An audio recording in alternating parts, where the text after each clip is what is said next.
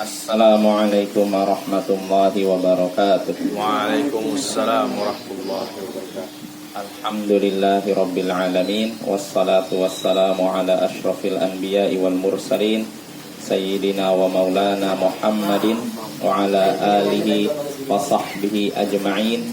Amma ba'd. Ayyuhal ikhwa wal akhwat, a'azzani wa a'azzakumullah. Saudara-saudari yang semoga dimuliakan oleh Allah, kita bertemu kembali di malam Ahad dalam rangka mengkaji pembahasan fikih menggunakan kitab Ad-Durarul Bahiyah fil Masailil Fiqhiyah karya Imam Muhammad bin Ali Asy-Syaukani rahimahullahu taala. Pada pertemuan sebelumnya kita masih di Kitabul Hajj. Kita masih di pasal tentang kalau boleh diberikan judulnya, yaitu mahdzuratul ihram, perkara-perkara yang terlarang ketika ihram melaksanakan ibadah haji atau umrah, ketika sudah niat melaksanakan ibadah haji atau umrah. Ini pembahasannya yang sudah kita bahas pada pertemuan sebelumnya. Yang terlarang ketika kita ihram yaitu pertama memakai komis, gamis, baju dan semacamnya, pakaian berjahit yang dilingkupi gitu. Imamah, yang kedua sorban. Ya, sorban apa sorban? Sorban ya, sorban. Lalu yang ketiga sarawil, celana. Ya. Lalu yang keempat pakaian yang diberi wars atau za'faron. Maksudnya pakaian diberi minyak wangi. Nah, ini tidak boleh ketika seorang melaksanakan haji dan umrah. Walal khuffain, begitu juga tidak memakai dua khuf, sepatu, kaos kaki yang menutupi mata kaki ya. Kecuali kalau tidak punya sendal, maka tidak mengapa, tapi dipotong sepatunya sampai di bawah mata kaki ya. Jadi mirip sendal akhirnya. Lalu itu yang perkara yang dilarang bagi kaum wanita, bagi pria ya. Tadi sudah berapa? Tidak pakai baju, imamah, sorban. Oh, kelewat, burnus ada yang kelewat. Jubah yang berkupluk, ada kupluknya gitu. Ya, itu terlarang ya. Lalu sarawil, sirwal, celana. Lalu pakaian yang diberi minyak wangi. Lalu sepatu, kaos kaki, segala sesuatu yang menutupi mata kaki ini juga dilarang.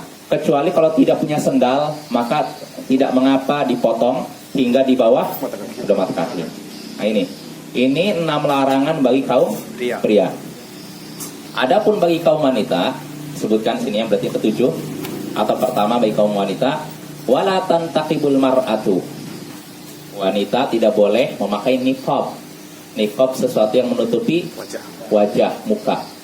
Jadi ketika haji harus dibuka ya. Lalu wala talbasul quffazain. Ini mahzurat yang ke-8, larangan yang ke-8 atau yang kedua bagi kaum wanita, yaitu tidak memakai penutup tangan atau istilahnya kaos tangan. Kita sampai sini. Yes, itu ya. Lalu berikutnya yang ke-9. Wa ma masaul wars wa za'far, udah sama aja berarti ya. Dan tidak juga menggunakan pakaian yang terkena wars za'far, itu udah terulang ya, sudah sebutkan sebelumnya. Boleh. Wala yatatayyab ibtidaan. Ini yang ke-10. Ini sama sebenarnya. Pakaian badan ini nggak usah diulangi lagi ya. Ini berarti 7, masih 2 ya, perempuan ya. Dan tidak memakai minyak wangi, sengaja memulai memakai minyak wangi. Artinya kalau sudah niat haji dan umrah, maka tidak boleh langsung, bagaimana Ustaz nih badan udah berkeringat ya, sabar. Kalau mau bersihkan dengan dilap. Kalau keringat dilap nggak apa-apa. Tapi tidak boleh pakai minyak wangi atau sabun yang memang ada khusus aromanya menyengat. Makanya nanti bapak-bapak kalau pergi ke tanah suci, kadang disediakan sabun juga oleh pihak Arab Saudi atau mungkin pihak penyelenggara, tapi sabunnya aromanya nggak seperti sabun yang biasa kita pakai. Mungkin yang pernah umrah pernah tahu insyaallah ya. Jadi sabunnya nggak wangi. Iya betul itu. Jadi tidak wangi itu. Jadi sekedar untuk membersihkan badan, tidak untuk membuat wangi badan. Nah itu Bapak-bapak, jadi tidak boleh. Bahkan kata Syekh Muhammad bin Shalih Al-Utsaimin, tidak boleh juga sengaja meminum kopi dicampur za'faron. Jadi orang Arab minum kopinya kan campur za'faron.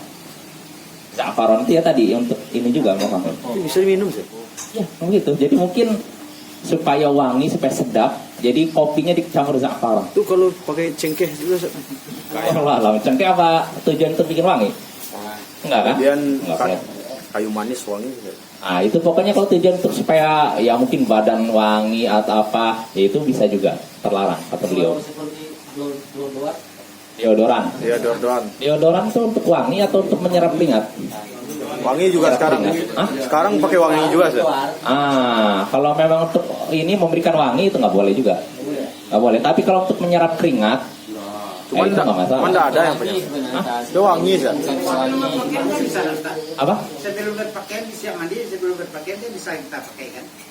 Sebelum ihram Pak, sebelum niat haji. Sebelum berpakaian, Oh. kita diwajibkan mandi, disunahkan untuk mandi. Sudah mandi ya. Setelah itu habis mandi kita berpakaian. Oh nggak apa-apa, nggak apa-apa. Kalau itu nggak apa-apa. Yang nggak boleh itu kalau setelah kita niat ihram, udah pakai pakaian ini, lebaik Allahumma lebaik, setelah itu kayak berkeringat udah ambil. Nah itu nggak boleh. Tapi kalau kita lagi ini mau ihram, kan ihramnya di mikot, di tempat tertentu kan? Iya. Misalnya kalau di Madinah di Dzul Hulaifah atau di Bir Ali istilahnya. Maka ketika nyampe masjid di Bir Ali, kita mandi mungkin kan. Nah setelah itu pakai sabun nggak apa-apa, sabun yang wangi. Setelah itu disemprotkan minyak wangi, baru pakai pakaian ihram nggak masalah. Karena sudah kita bahas, Aisyah pernah menyatakan itu aku menyaksikan pada belahan kilauan yang ada di belahan kepala Rasulullah SAW. Itu sisa minyak wangi yang beliau pakai sebelum ihram. Nah, itu boleh. Jadi seorang pakai minyak wangi di kepalanya, di bajunya, di badannya. Setelah itu dia pakai baju ihram, baru itu labbaik Allahumma labbaik. Nah setelah itu udah mengucapkan talbiyah berangkat, udah nggak boleh lagi pakai minyak wangi. Nah ini minyak wangi. Begitu juga kalau kaum wanita, inikah lipstick atau eyeshadow dan semacamnya. Ya yang seperti itu sebenarnya bukan haji saja sudah haram kalau kepada selain suami ya. Ya kalau sama suami nggak masalah. Tapi kalau kepada selain suami itu aja keluar rumah begitu, itu udah namanya tabarruj. Allah sudah melarang kaum wanita tabarruj, menampakkan kecantikannya kepada selain suami. Wala tabarrujna tabarrujal jahiliyatil ula. Jangan kalian tabarruj seperti wanita jahiliyah dulu. Jadi orang wanita zaman jahiliyah dulu, wah ya itu kalau udah keluar rumah ya kayak artis lah ibaratnya. Cantiknya luar biasa. Bagaimana kalau undangan kenduri itu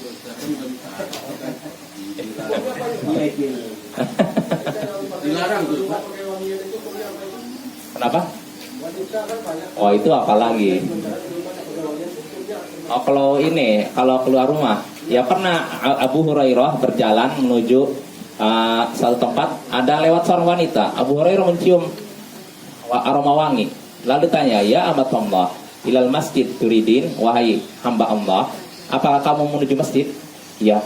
Maka kata Abu Hurairah, balik lagi, karena sesungguhnya aku mendengar Rasulullah SAW bersabda, Allah tidak menerima seorang wanita yang keluar dari rumahnya dalam keadaan memakai minyak wangi bersemerbak sampai dia mandi dulu, sampai dibersihkan dulu. Nah, Abu Hurairah nyuruh dia pulang lagi.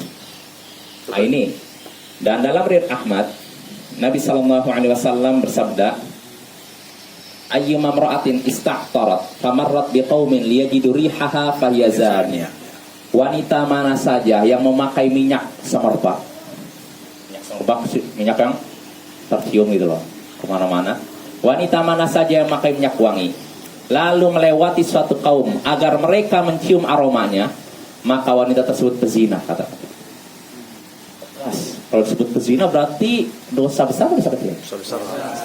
Maka hati-hati ya, jangan sampai terutama ya kalau yang sudah belajar ya terus ini. Ada seorang ustaz saya lihat aja Instagram, ustaznya curhat di Instagram katanya, saya satu hari sedang antri di sebuah restoran, Di antrian terdepan seorang wanita menggunakan hijab, pokoknya pakaiannya syar'i lah. Di paling belakang juga wanita syar'i, tapi sayangnya aroma minyak wangi tercium dari depan ke belakang. Ini berarti menunjukkan dia nggak belajar selama ini. Hijrahnya istilahnya setengah-setengah. Jadi bapak-bapak, kalau kita hijrah, mungkin dulu kita nggak ngerti apa-apa, lalu hijrah ngerti. Oh, istilahnya kan tren hijrah kan. Ada istilah, oh orang ini udah hijrah, artis ini udah hijrah. Ini hijrah tuh kalau bisa diiring, bukan bisa, harus bisa diiringi dengan belajar. Nggak cukup cuman ganti kostum saja, tapi perilakunya tidak berubah. Banyak larang-larangan yang masih diterjang. Ya contohnya seperti masalah ini. Ya ini mungkin perlu dikasih tahu, bisa jadi orang ini tidak tahu, benar-benar tidak tahu, atau yang repotnya tidak mau tahu. Kalau tidak mau tahu ini yang bahaya. Tapi kalau tidak tahu ya dimaafkan. Jadi perlu diketahui, walaupun sudah memakai pakaian yang menutup aurat dari ujung kepala sampai ujung kaki, tapi kalau masih memakai aroma minyak wangi yang menyerbat sampai kecium oleh orang lain, nah ini hati-hati. Kata Nabi, sekali lagi, wanita manapun yang memakai minyak wangi lalu melewati suatu kaum, melewati orang-orang, laki-laki maksudnya ya, biar mereka mencium aromanya, maka dia seorang pezina, kata Nabi. Artinya ini besar dosanya, maka jangan dianggap remeh masalah itu. Jadi jangan sampai sudah bagus, ya kita bagus, kita dukung kalau ada wanita yang sudah memakai hijab, pakaian yang sesuai dengan aturan syariat, menutup aurat, lebar, tidak sempit, tebal, tidak tipis, bagus. Tapi jangan dinodai dengan itu. Loh, Ustaz, kalau gitu berarti wanita keluar dalam keadaan aromanya tidak sedap gitu. Ini juga keliru juga. Jadi ada sebagian akhwat memahami nggak boleh pakai minyak wangi. Oh berarti saya keluar dengan aroma tubuh saya yang mengganggu orang samping. Nggak juga. Ya kita boleh wanita membersihkan diri. Apa artinya jangan sampai keluar aroma yang tidak sedap. Tapi jangan juga memakai minyak wangi yang semerbak. Makanya kalau di Arab itu aroma minyak wanginya wanita beda dengan minyak wanginya pria. Kalau minyak wanginya pria, aromanya lebih dominan daripada warnanya. Aromanya tuh ini nyebar. Kalau pria ya, aroma pria, minyak wangi pria, aromanya nyebar tapi warnanya tidak terlalu dominan. Tapi kalau minyak wangi wanita, warnanya lebih dominan daripada aromanya. Jadi kadang ketika diginikan, warnanya nampak tapi aromanya tidak terlalu. Nah itu ada. Saya masih ingat ini pernah dibeli oleh nenek saya kalau nggak salah. Entah ketika itu dari Tanah Suci atau belinya di Indonesia. Jadi nenek saya pernah haji tahun 96. Dia pernah ngasih itu, bukan pernah ngasih, pernah bawa gitu. Saya lihat, apa ini? Minyak wangi, katanya minyak wangi perempuan. Pas lihat nggak wangi tapi warnanya nampak sekali gitu. Kalau misalnya kuning nih gini, Pak. Nampak kuning sih. Dan aromanya tidak semerbak. Nah seperti itu minyak wangi wanita. Jadi ada wanginya sekedar untuk tercium oleh diri sendiri ya, dan tidak semerbak dan warnanya lebih dominan biasanya. Jelas Bapak? Ya jadi begitu ya. Jadi ketika wanita dilarang memakai minyak yang semerbak, bukan berarti juga wanita keluar dari rumah dalam keadaan aroma tubuh yang tidak sedap tersebar di mana, enggak juga ya. Pokoknya tetap jaga kebersihan. Yang penting jangan memakai minyak wangi yang menyebar kemana-mana. Kalau sekedar tercium oleh diri sendiri nggak apa-apa. Jelas Bapak-bapak? Karena ada sebagian akhwat memahami salah sehingga akhirnya keluar tidak menjaga kebersihan, sehingga malah jadi cemehan dari orang awam juga. Ini orang udah pakai jilbab lebar-lebar tapi ada yang begitu. Nah ini juga keliru ya, harus diluruskan. Jelas Bapak? Ya ini yang ke-9 ya. Jadi itu ya, jadi tidak boleh memakai pakaian yang yang terkena wars atau za'faron, minyak wangi kesimpulannya. Dan tidak boleh memulai dengan sengaja menggunakan minyak wangi. Ya, adapun sebelum ihram, ya tadi kalau udah mandi, lalu ihram, memakai baju ihram, lalu talbiyah, labbaik Allahumma labbaik, nggak apa-apa. Tapi kalau sebelumnya tidak makai, setelah talbiyah, labbaik Allahumma labbaik, baru ambil minyak wangi, nah ini terlarang. Ini bagi pria. Ya, kalau wanita sekali lagi harus perhatian, jangan sampai makan minyak wangi yang semerbak itu Bapak. Dan juga jangan ini eyeshadow. Salah jelas eyeshadow ya. Eyeshadow yang model mana sih segini nih. Yang Karena ada sebagian wanita dibikin apa ini. Nah, gitu. Malah kadang jadi takut saya kalau ngeliat wanita gitu. Kalau terlalu ini kan jadi malah takut. Apalagi kalau malam hari gitu. Ya jelas Bapak ya. Ya kita lanjut. Wala ya'khudhu. Nah ini masih yang ke-10 berarti ya. Wala ya'khudhu. Ini larangan ke-10. Wala ya'khudhu min sya'rihi aw basyarihi illa li'udrin. Dan orang yang ihram niat haji dan umrah tidak boleh mengambil rambutnya atau rambut yang ada di kulitnya kecuali karena uzur. Jadi nggak boleh lagi haji iseng atau yang mungkin sering ini bulu yang di bawah ini nggak boleh ya. Atau di mana lah misalkan melihat ada uban, selama ini orang kan kadang nggak tahu juga uban itu dicabut, iseng kok nggak tahu. Nah ini juga nggak boleh. Ya, kecuali kalau ada uzur. Uzurnya seperti apa? Misalkan rambut kita dipenuhi kutu, atau memang rambut kita butuh untuk dihabiskan. Kalau nggak dihabiskan nanti bisa penyakit kita jadi parah misalkan, maka nggak apa-apa dipotong. Jelas Bapak ya. Ini sudah kita singgung. Itu berdasarkan firman Allah Taala dalam surat Al-Baqarah, "Wala tahliqu ru'usakum faman kana minkum maridan aw bihi adzam min ra'si fa fidyah." Siapa yang di antara kalian sakit atau di kepalanya ada gangguan, penyakit dan semacamnya, maka hendaknya dia bayar fidyah min siyamin aw sadaqatin aw nusuk, berupa puasa, min siyamin aw sadaqatin, sedekah atau menyembelih. Jadi orang yang ihram niat haji dan umrah, jadi jangan mencabut, mencukur, menghilangkan rambutnya dengan cara apapun, rambut yang di kepala maupun yang ada di badan, kecuali karena uzur ya. Kalau ada uzur apa-apa, tapi tetap bayar apa tadi? Itu bisa puasa, sedekah atau nusuk itu nyembelih. Jelas Bapak? Kita lanjut lagi ya. Wala yarfud. Berarti yang keberapa nih? 11 ya. Larangan yang ke-11 bagi orang yang haji dan umrah, dan jangan melakukan rofath. Rofath sudah kita bahas. Saya baca sebelumnya, selanjutnya. Wala yarfud, wala yafsuk, wala yujadil. Dia tidak boleh melakukan rofath dan perbuatan fasik serta yujadil, serta berdebat. 3 perkara ini Allah sebutkan dalam Al-Quran. Faman faradha fihinnal hajj fala rafatha wala fusuq wala jidala fil hajj. Siapa yang melaksanakan haji di bulan-bulan yang sudah ditentukan, maka jangan dia melakukan rafath dan perbuatan fasik dan juga berbantah-bantahan. Rafath maksudnya kata sebagian ulama yaitu jima, bersetubuh. Sebagian ulama lain menyatakan enggak, ini muqaddimah menuju jima, artinya ya bercubu dan semacamnya. Dan ada juga menyatakan rafath ini maksudnya pembicaraan yang mengarah kepada itu. Nah ini nggak boleh.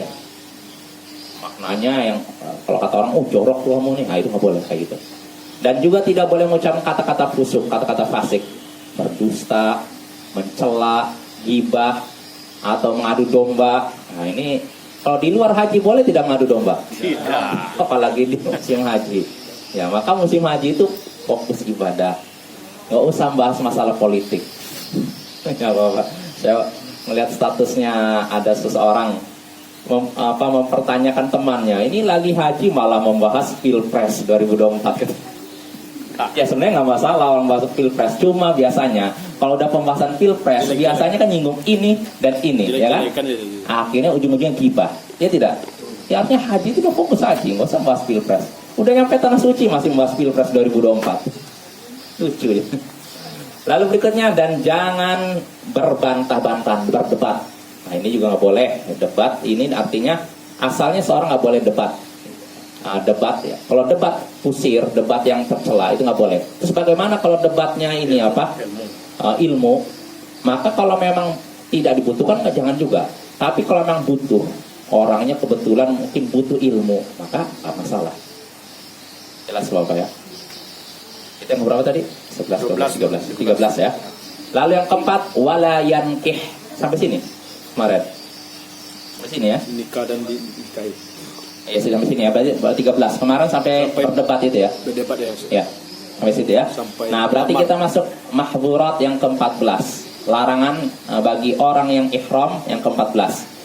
Kata Imam Asy-Syaukani rahimahullah, wala yankih wala yunkah. Ya. Orang yang sedang melaksanakan ihram haji dan umrah tidak boleh nikah dan juga dinikahkan atau menikahkan. Dia tidak boleh jadi pelaku nikah atau orang yang menikahkan. Istilahnya apa? Wali. Jangan. Lagi haji tidak boleh nikah dan menikahkan. Wala yakhtub, dan tidak boleh pula meminang, melamar. Jadi lagi haji umroh fokus ya. Apa dalilnya? Disebutkan dalam ini Sahih Muslim sini. Nabi SAW bersabda tentang orang yang ihram, la yankih wala yunkih wala yakhtub. Orang yang ihram tidak boleh nikah dan tidak boleh menikahkan dan tidak boleh melamar. Jadi nggak boleh. Perbuatan tiga ini tidak boleh dilakukan. Pertanyaannya bahwa kalau misalkan orang lagi ihram, lagi haji dan umroh, dia sudah berangkat dari Indonesia nyampe Madinah, udah nyampe Bir Ali atau Dzul Hulaifah mikot, memakai baju ihram, berangkat labbaik Allahumma labbaik. Lalu ketika di bis ternyata dia ngelihat ada seorang wanita. Wanita sama-sama haji. Lama-lama suka akhirnya, ya udah gimana kalau mumpung masih musim haji, saya lamar kamu aja. Nah, kan nggak boleh kan? Kalau pertanyaannya nggak boleh, iya nggak boleh. Tapi pertanyaannya berikutnya, sah tidak? Kalau masalah nggak boleh, haram berarti kan?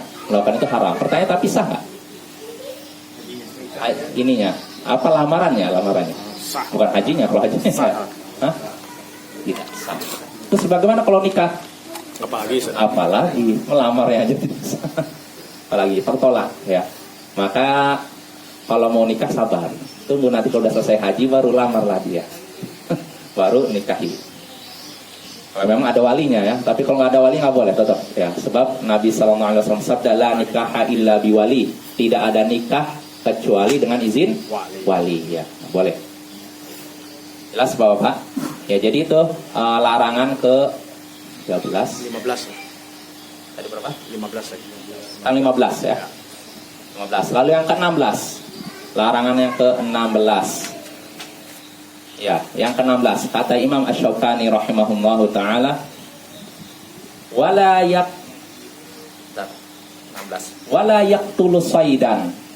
Dan orang yang sedang melaksanakan haji dan umrah tidak boleh membunuh hewan buruan. Tidak boleh membunuh hewan buruan. Wa man qatala fa'alai jazaa'un mithlu ma qatala minan na'ami yahkumu bihi dzawa adlin. Siapa yang ternyata membunuh hewan buruan, maka dendanya yaitu mengganti dengan hewan ternak yang sebanding dengan hewan yang dibunuh berdasarkan keputusan dua orang yang adil. Jadi ini larangan yang keberapa? 15 ya tadi. 15 ya. Jadi orang yang sedang melaksanakan haji dan umrah tidak boleh membunuh hewan buruan. Ya. Tidak boleh membunuh hewan buruan. Siapa yang membunuhnya, nekat membunuhnya, maka dendanya dia harus mengganti hewan buruan tersebut dengan hewan ternak yang sebanding dengan hewan tersebut berdasarkan keputusan dua orang adil. Jelas Bapak? Saya bacakan ininya dalilnya.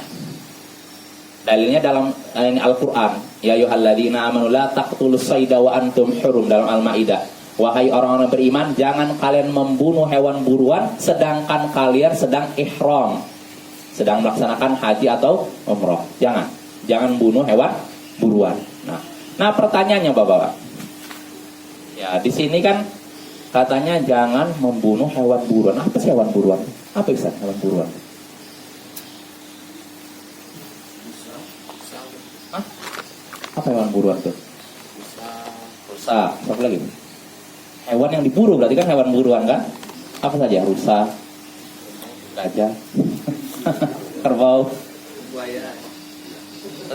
Buaya katak, buaya ada yang darat. Buaya darat. Buaya yang darat. Apa tuh? Apa hewan buruan di sini? Hewan buruan biasanya Semua yang- hewan yang diburu untuk dia apa biasanya? Makan.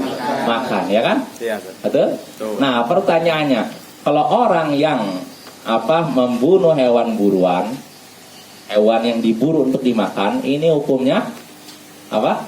Haram. Ya, haram. Ya. Pertanyaannya, kalau misalkan hewannya bukan hewan yang diburu, contohnya apa? Contohnya yang tidak diburu, kucing misalnya, membunuh kucing. Merpati dan merpati kan banyak. Jadi Ah. boleh lagi. Hah? Apalagi Ustaz? Apalagi Ustaz? Ya, kalau kata Imam Syafi'i, pendapat mazhab Syafi'i, yang dilarang itu hewan memang yang diburu. Artinya yang tidak diburu boleh katanya dibunuh. Tapi apa umpan? Apa? Apa umpan? Makanya, tapi kalau menurut mayoritas ulama jumhur ulama, Semua. ini berlaku pokoknya semua hewan, Termasuk mau yang dimakan maupun tidak dimakan, kecuali Hewan air. hewan 5 hewan fasik yang akan kita bahas nanti. Iya. Ini dikecualikan. 5 hewan ini boleh dibunuh. Ya, adapun selain 5 hewan ini, maka menurut mayoritas ulama nggak boleh dibunuh. Baik hewan tersebut dimakan maupun tidak, nggak boleh dibunuh. Nah ini dan ini pendapat yang kuat ya, pendapat jumhur ulama, mayoritas ulama bahwasanya hewan apapun ketika seorang melaksanakan haji dan umroh, maka tidak boleh membunuh hewan apapun kecuali 5 yang akan disebutkan nanti. Jelas Bapak ya. Nah, kalau ada seorang yang sengaja membunuhnya, maka dendanya di sini ini berdasarkan firman Allah Ta'ala dalam surat Al-Maidah juga ya. Wa ma qatalahu minkum muta'ammidan fajaza'u mithlu ma qatala minan na'ami yahkumu bihi dawa adli minkum hadiyam balighal ka'bati aw kafaratun ta'amu masakin aw adlu dzalika siyamal yadhuqa wabala amri. Jadi siapa yang di antara kalian yang membunuh hewan buruan dengan sengaja, maka balasannya, maka dendanya dia harus mengganti dengan hewan ternak yang seimbang dengan itu. Dia mengganti dengan hewan ternak yang serupa dengan yang dia bunuh, berdasarkan keputusan 2 orang yang adil. Maksudnya apa? Misalkan kita membunuh misalkan saya pergi haji, lalu saya lihat ada merpati. Boleh tidak merpati dulu? Ini hewan buruan enggak? Halal nggak merpati dimakan? Halal ya. Ya yang ini jelas halal. Apa halal ya? Nah saya tangkap lalu saya sembelih, saya makan. Nah, terlarang tidak? Terlarang tidak? Terlarang kan? Nah, pertanyaannya dendanya apa? Allah katakan, maka dendanya itu mengganti merpati tersebut dengan hewan ternak yang seimbang dengannya. Hewan ternak apa saja? Kambing, sapi, unta. Maka berarti kalau misalkan sapi ini merpati ini berarti seimbangnya dengan kambing atau dengan sapi atau dengan unta? Kambing. Kambing lah. Kambing. Maka berarti ganti dengan kambing. Hah? Ayam? Kambing lah. Hewan ternak maksudnya hewan ternak yang dianggap zakatnya itu. Iya. Iya. Berarti kan kambing kan? Yang paling kecil kan kambing. Berarti ganti dengan kambing. Nah, berdasarkan keputusan 2 orang yang adil. Artinya orang udah memperkirakan, makanya gini, yang memutuskan 2 orang yang adil artinya gini, yang dibunuh ini misalkan merpati. Berarti ini pasnya kambing, nggak mungkin unta kan? Ya nggak? Nah, makanya keputusan 2 orang yang adil. Karena 2 orang yang adil, 2 orang yang berilmu, ngerti. Bisa ngukur, dikira lebih cocoknya ini misalkan sapi, lebih cocoknya ini kambing, lebih cocoknya ini unta. Nah gitu Bapak, jelas ya. Jadi tinggal dihitung aja, misalkan ada seorang misalkan membunuh kijang, rusa, berarti diperkirakan oleh 2 orang yang adil. Ini cocoknya apa ya? Sapi ini sepertinya. 2 orang ini memutuskan. Jelas Bapak. 2 orang ini bukan hakimnya atau orang yang ada di sana. 2 orang bebas, 2 orang adil. Dua orang adil. Kira ada dendam mungkin dia. Apa ya? Mungkin dua orang itu ada dendam sama dia kan. Oh ini. Nah, dia dua orang itu benar-benar adil, bukan? Ya, dia memutuskan bukan berdasarkan dendam pribadi. Oh, ini pernah bermasalah sama saya, udah ganti unta aja lah. Padahal dibunuh merpati. Ya adil, harus adil ya. Adil, berilmu. Jadi nggak bukan orang sembarangan, Bapak. Jelas, oh. Apakah berlaku untuk binatang kecil seperti semut atau nyamuk? Semut. Semut atau nyamuk Hewan buruan. kadang tidak sengaja, bukan sengaja. Keting. Misal seorang ini di nyamuk, jadi refleks, mati. Oh enggak, itu enggak. Hewan buruan. Enggak termasuk. Bukan buruan. Ya. Jelas Bapak ya. Ya jadi itu makanya ketika ini kalau kita pergi ke tanah suci, memang semuanya merasakan aman. Di tanah suci di Mekah, Madinah, bukan cuma manusia yang merasa aman, hewan pun merasa aman.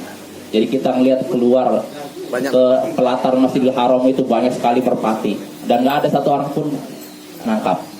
Bahkan di gedung-gedung itu nempel di kaca-kaca gedung hotel yang di dekat apa Zam-Zam Tower itu yang apa yang masjid ini kan Masjidil Haram kan ada yang ini yang apa jam itu kan itu nempel gedung apa merpati di apa di jendela-jendela, nggak ada yang satupun orang yang musik karena memang terlarang ya. Jelas Bapak ya. Berarti untuk hewan yang dianjurkan dibunuh boleh Pak ya? Oh iya, nanti ada pengecualian. Jadi asalnya semuanya tidak boleh dibunuh, diganggu kecuali 5 nanti akan kita bahas ini. Kita lanjut dulu Bapak ya. Ya, kita lanjut. Ya, jadi itu. Jadi bagi orang yang melaksanakan ihram tidak boleh dia membunuh hewan buruan. Siapa yang membunuhnya dengan sengaja, maka dia wajib mengganti dengan hewan ternak yang sebanding dengannya berdasarkan keputusan dua orang yang adil. Ya. Lalu kata Imam Asy-Syaukani di sini, wala ya'kulu ma sada ghairuhu illa idza kana as-saidu halalan wa lam yasidhu li ajli. Dan orang yang melaksanakan haji dan umrah tidak boleh memakan hewan yang diburu oleh selainnya. Orang yang sedang melaksanakan haji dan umrah, saya melaksanakan haji umrah, maka saya tidak boleh memakan hewan yang diburu oleh selain diri saya, kecuali jika orang yang memburu ini halal, tidak sedang melaksanakan haji dan umrah, dan dia ketika menangkap hewan tersebut bukan tujuannya untuk saya yang sedang haji atau umrah. Saya ulangi lagi. Orang yang sedang melaksanakan haji dan umrah tidak boleh memakan hewan yang diburu oleh selainnya, kecuali kalau selainnya ini, orang yang memburu ini tidak dalam keadaan haji dan umrah, dan dia memburu hewan tersebut bukan karena untuk apa? Memberi saya yang sedang haji dan umrah. Jelas Bapak? Ya. Artinya apa? Kalau misalkan misalkan saya melaksanakan haji atau umrah, tiba-tiba ada orang yang menangkap hewan buruan, membunuh hewan buruan, dan orang ini juga melaksanakan haji dan umrah, boleh tidak? Tidak. Nggak boleh dimakan itu. Nah, pertanyaan berikutnya, saya dikasih sama orang hewan buruan, kelinci misalkan, dan yang membunuh dia tidak sedang haji dan umrah. Dia dalam keadaan tidak haji dan umrah, tapi dia sengaja memburu itu supaya memberikan kepada saya yang sedang melaksanakan haji dan umrah. Boleh tidak saya makan? Tidak boleh. Yang boleh itu, misalkan kasusnya saya sedang melaksanakan haji dan umrah, ada orang berburu, dia sedang tidak melaksanakan haji dan umrah, dia berburu, dia dapat. Setelah dapat, dia nggak ada niatan untuk ngasih kepada orang yang sedang haji dan umrah. Nah, kebetulan orang yang lewat, orang yang sedang mau haji dan umrah, saya lagi lewat. Ini Pak, apa ini? Ini kelinci, makanlah. Nah, dia berburu bukan untuk saya asalnya, untuk makan dia, untuk makan temannya. Nah, tapi kebetulan saya lagi lewat, saya dipanggil lalu makan. Boleh tidak? Boleh. Ya. Apa dalilnya? Dalilnya disebutkan sini dalam Sahih Bukhari dan Muslim. Dalil bahwasanya orang yang sedang haji dan umrah ya tidak boleh menerima buruan yang sengaja dikhususkan untuknya. Dalilnya dalam Sahih Bukhari Muslim dari Sa'ad bin Jathamah bahwasanya Nabi SAW mendapatkan hadiah dari Sa'ab bin Jathama, ya, berupa apa? Himaron wahshi, keledai liar. Ketika itu sedang ada di Abwa atau di Rawaddan. Faraddahu alaih, maka Nabi nolak. Saya nggak mau. Falamma ra'a ma fi wajhi, maka tatkala Nabi menyaksikan perubahan yang ada di wajahnya. Orang kalau ditolak hadiahnya gimana? Marah. Gimana ini? Maka Nabi pun ingin meluruskan, barangkali dia berprasangka buruk. Maka Nabi pun berkata, inna lam narudda alaik illa anna hurum. Sesungguhnya kami tidak menolak pemberianmu ini kecuali karena kami sedang ihram, sedang melaksanakan haji atau umrah. Makanya kami tolak. Dan dia memang memberikannya untuk itu. Ini pertama, Pak. Nah, adapun bolehnya seorang menerima pemberian hewan buruan dari orang lain yang tidak dikhususkan untuk orang yang haji atau umrah, maka dalilnya yaitu hadis Abu Qatadah dalam Sahih Bukhari Muslim juga, bahwasanya Nabi menerima pemberian dari Abu Qatadah, hewan buruan yang dia buru dalam keadaan dia tidak sedang haji dan umrah, tidak sedang ihram, dan dia ketika itu memberinya tidak ada tujuan untuk membantu orang yang sedang haji dan umrah, maka Nabi pun memakannya. Nah, jadi jelas Bapak ya. Jadi kalau ada orang yang memang memberi tujuannya untuk orang yang haji dan umrah, maka tidak boleh menerima kita. Dan misalnya seperti ini, dia tidak haji, tidak umroh misalnya, orang memburu ini. Kemudian kita lihat hewan buruannya, lalu nggak boleh juga, nggak boleh kita bawa.